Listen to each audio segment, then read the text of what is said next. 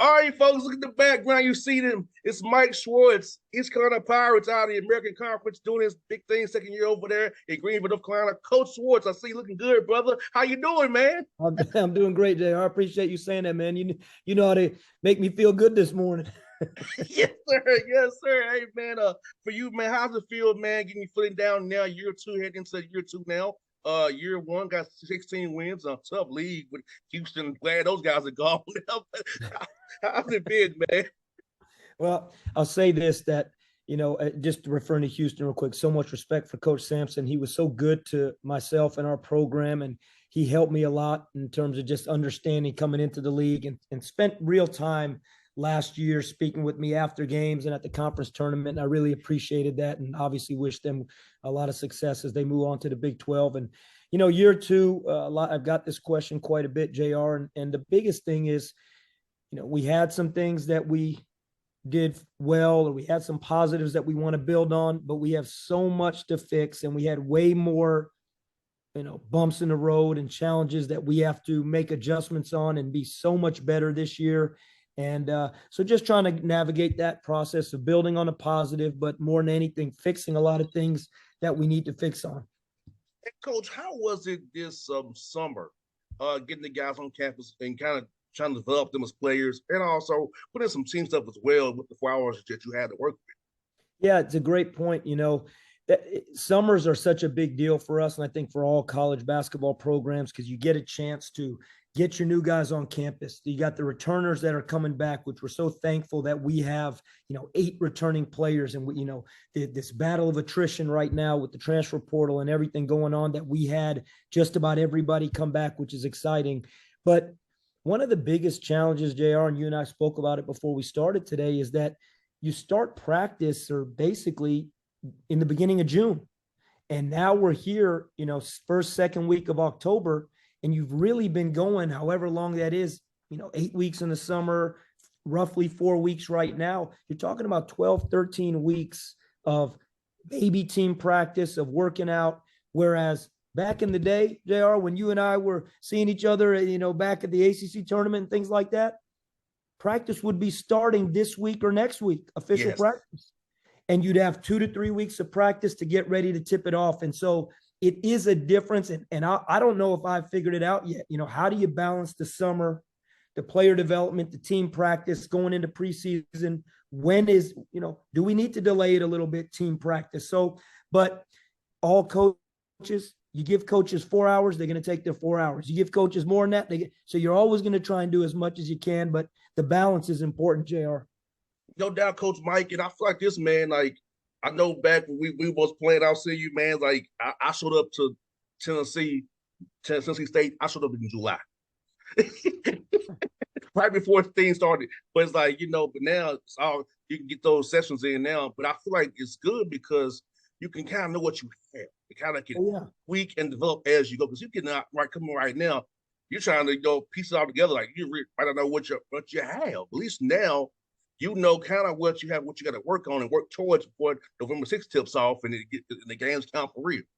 I couldn't imagine thinking about what you just said if we were starting team practice, let's just say today, and we hadn't had a chance to put in your system, offense, defense, whatever it may be, getting it all in starting mid-October for a November 6th game. I mean, thinking about that just because of what we've become accustomed to, I couldn't imagine it. So you hit it right on the head, because what happens is you get to really install the foundation of your program, hopefully, on both sides of the ball in the summer. We've had guys here since the first week of June, or, roughly June 12th is when we started.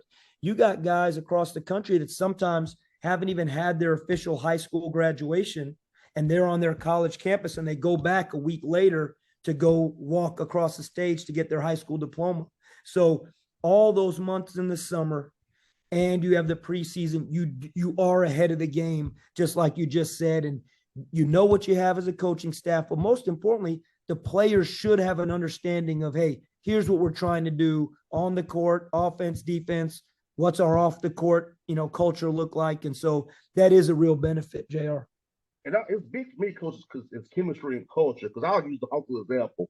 since mid-August, me and the Hawks wasn't playing in the FIBA tournament or in Atlanta working out at the facility with each other. So I've seen the chemistry come right with the Hawks by being in town since August. Training camp started yesterday. So you don't know camaraderie, that chemistry, because things are going to happen, Coach. You not both know, Coach Mike. Injuries happen, losses happen, adversity happens, playing time, not getting what you want happen. So if you're together, connected already, it lessens the blow of those things when they can check each other and accountability piece. Locker rooms, like, hey, bro, hey, we're big picture here. Not you, team. So I feel like that early period being together builds those things now. So that doesn't have to come happen on the fly in the season. So true, because you can use any little adverse moments and challenges that you go through in June, July, August, September, and now you get to October, and it's not the first time you faced it. And the chemistry, camaraderie part, the time we spend together. I mean, you basically almost feel like you have these mini seasons without the games. I mean, that's really the only piece that's missing. Obviously, duration of practice and workouts is different, but outside of the games, the amount of time you spend together in the locker room, eating together, doing team activities, whatever it may be, is so big for that chemistry. The only couple drawbacks that, and I know a lot of programs go through it, JR, would be, number one would be, you do have to, is there an injury here and there that, because of the amount of time and the work and that, because again, if you say you can work this much, I would say about 9.9 out of 10 coaches are going to take right to the limit. They're going to want to do that. You don't want to feel like you're not doing something that you're able to do. So some of these nagging injuries and some of these things happen over the summer, and we got struck with it. We had a couple guys that went down that you're real disappointed, but that's part of it. And then the other thing that you have to try and manage is burnout.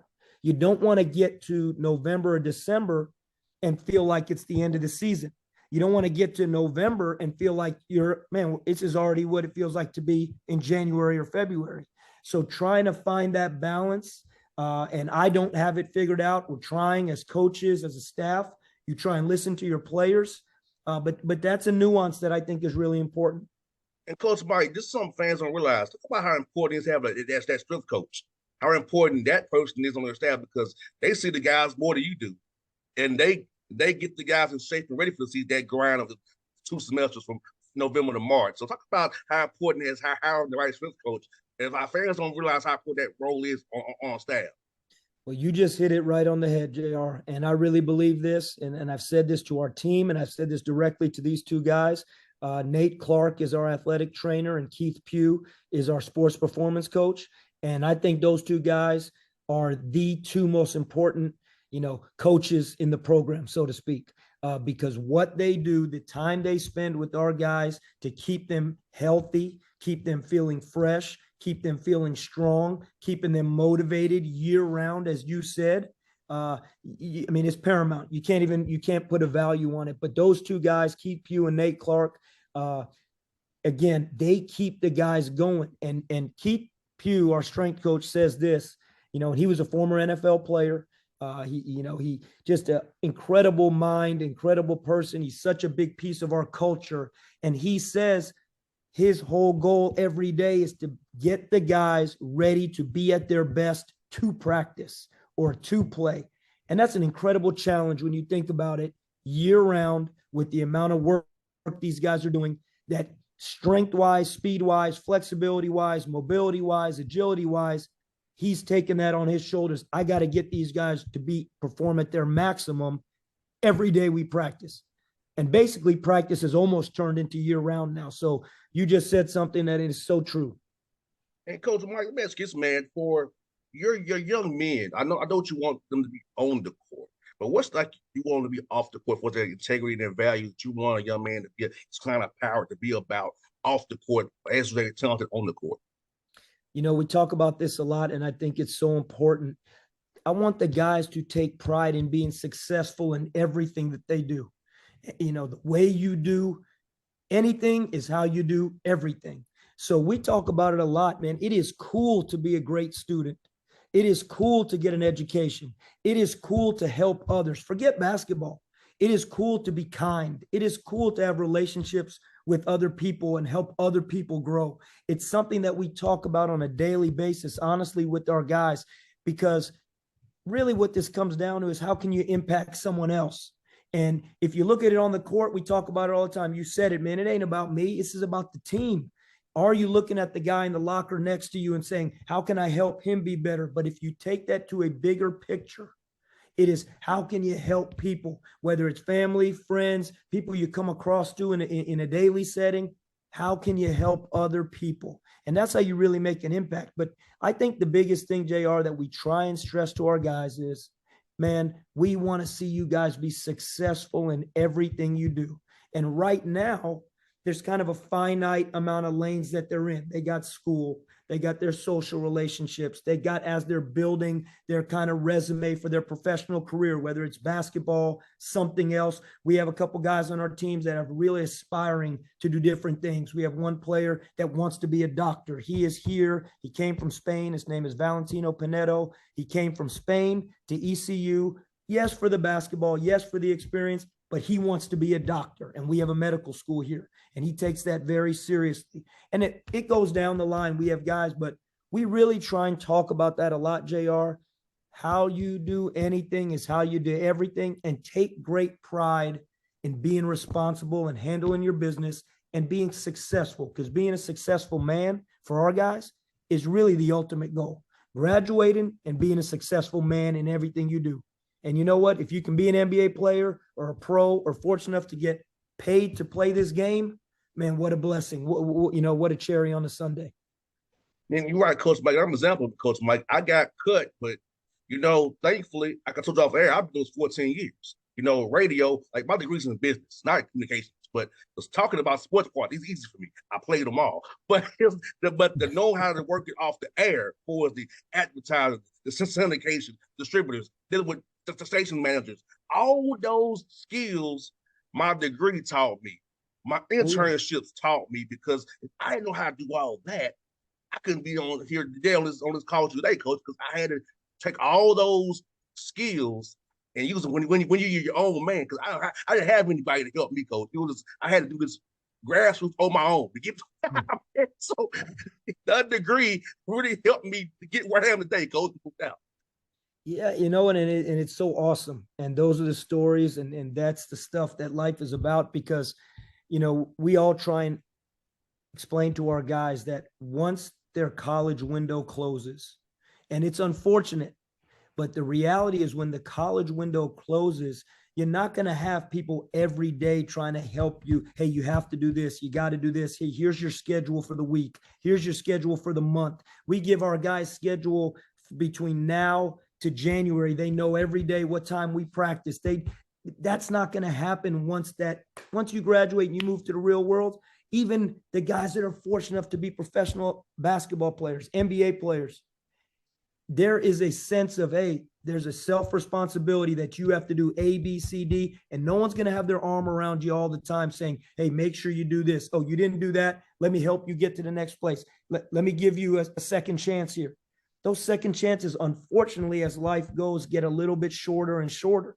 And obviously, family, friends, the people that are in your inner circle, that's why it's so important to keep those guys tight, because they're always there for you.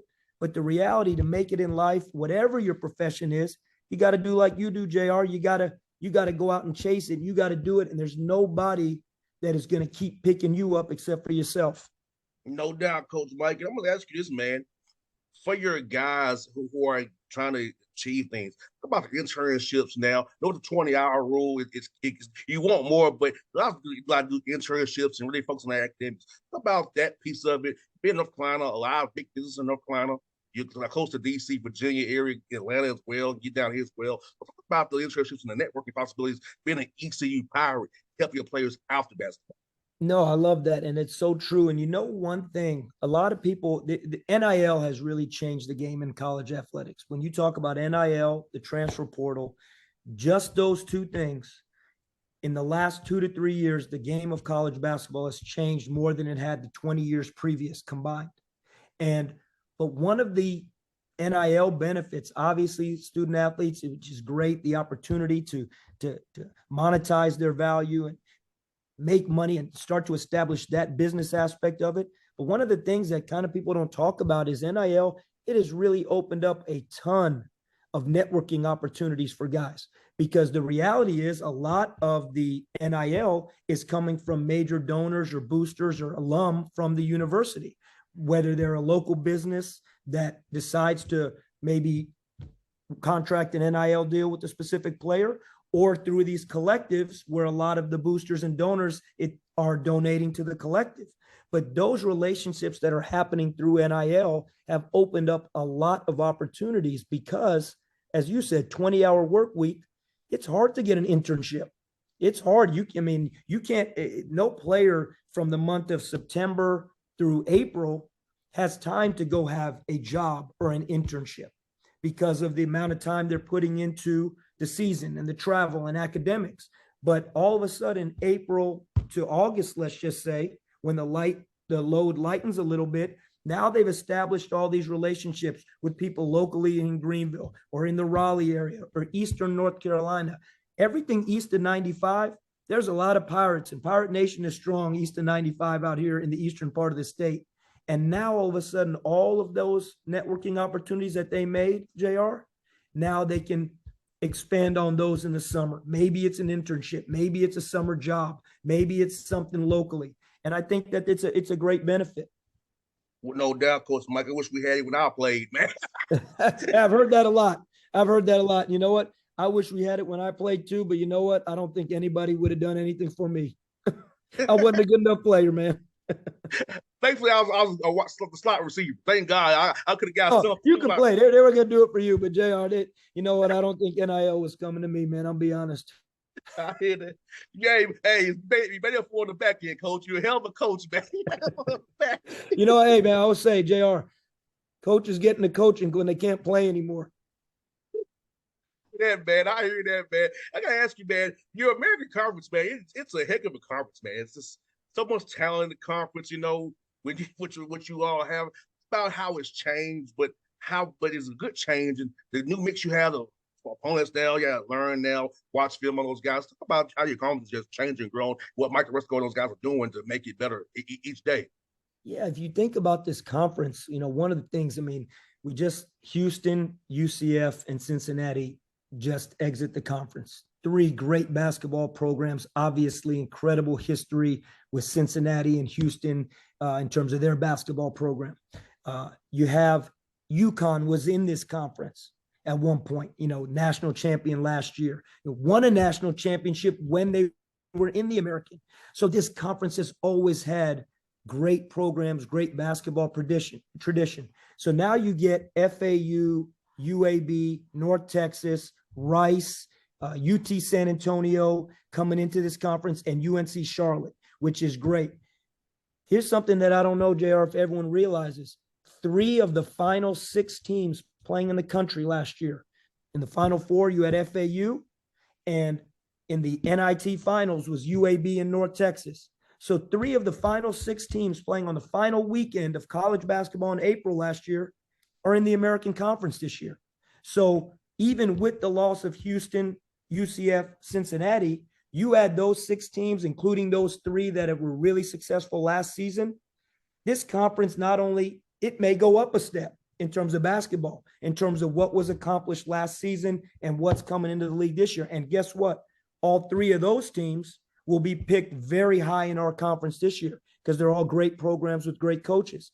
And then you look at adding the 2 schools in Texas, 3 schools with North Texas, but 3 schools in Texas, and what that does for the map of the conference, and for us, particularly Charlotte, to have an in-state rival with a great history, a Final Four program in UNC Charlotte that's been to a Final Four, what it does. Eastern part of the state, western part of the state, we need rivalries and identity in the American Conference. And I think with the addition of these teams, I think we're going that direction.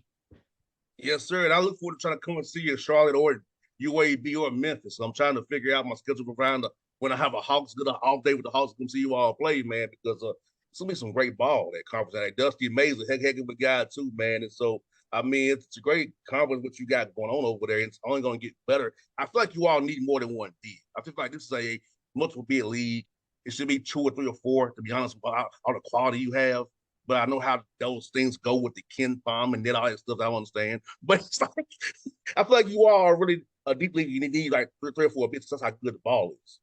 Yeah, I agree with you, and I do. This is a multiple bid league. I think it's a league that's always going to range in the top 8 conferences in the country. Obviously you got the Mountain West, a very strong conference. You got the Big East, a very strong conference. You got the Atlantic 10, but basically I've seen the American with 3-4 bids before. When I was a coach at Tulsa, an assistant at Tulsa in 15-16. We were an at-large bid that year into the conference, into the NCAA tournament, and we lost to Michigan in the first round. So when I was an assistant before in 15-16, it was a multi-bid league. I don't know off the top of my head the numbers the last few years or over the last 10 years, let's just say how many times, but I know last year the Mountain West got, I believe, 4 teams in last year. I've seen the Mountain West get multiple. When I was at Fresno State, the Mountain West got multiple teams in the NCAA tournament. So this, without a doubt, is a multiple bid league, and I think that's why it's such a strong basketball conference and one of the very toughest in the nation. And Coach Mike, tell me about this, man, non-conference scheduling wise for you, man. Host the MTE. Kansas State to be up there to play you Australia, Florida, South Carolina. How tough is it now being in the American Conference to schedule games and also decide if you're going to buy somebody or not, or trying to get home to homes? How tough is that scheduling piece for you being in the American Conference now, trying to get the right games if you come to Greenville, play you all?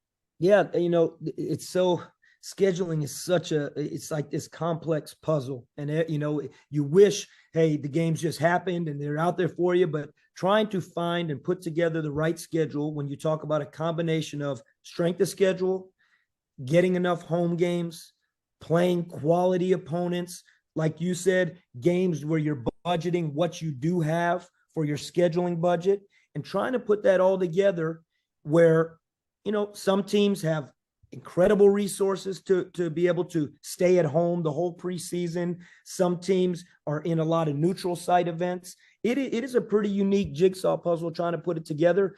Our thing is this, JR, we want to schedule a non-conference schedule that is going to prepare us for the American Conference.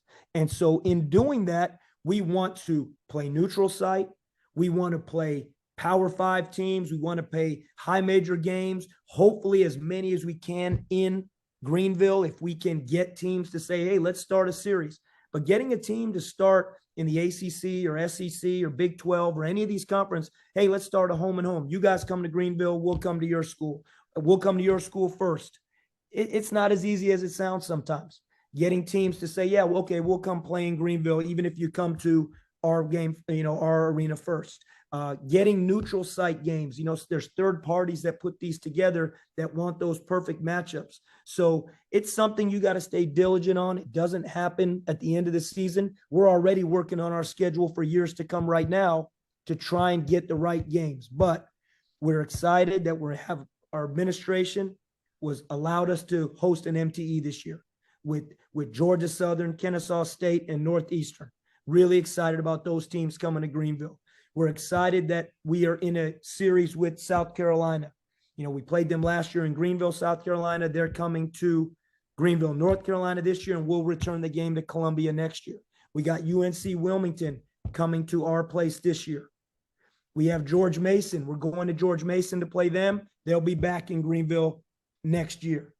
And then we play Florida in a neutral site game in Lakeland versus the University of Florida. So we're excited about our non-conference schedule. It's going to be very challenging, but we need it to try and prepare us for a very, very difficult conference. Coach, I got 2 more for you, Coach Mike. Tell me about recruiting in Georgia. You got 2 guys on the roster, Ezra, who contributed for you last year, and Jaden Walker's coming in from Lawrenceville as well. Talk about recruiting in Atlanta and finding talent down here in those young men in particular as well. We love recruiting Georgia. I mean, obviously both Jaden and Ezra being from the Atlanta area, they've been awesome for us. 2 of our core foundation guys and guys that we have very high expectation for this year.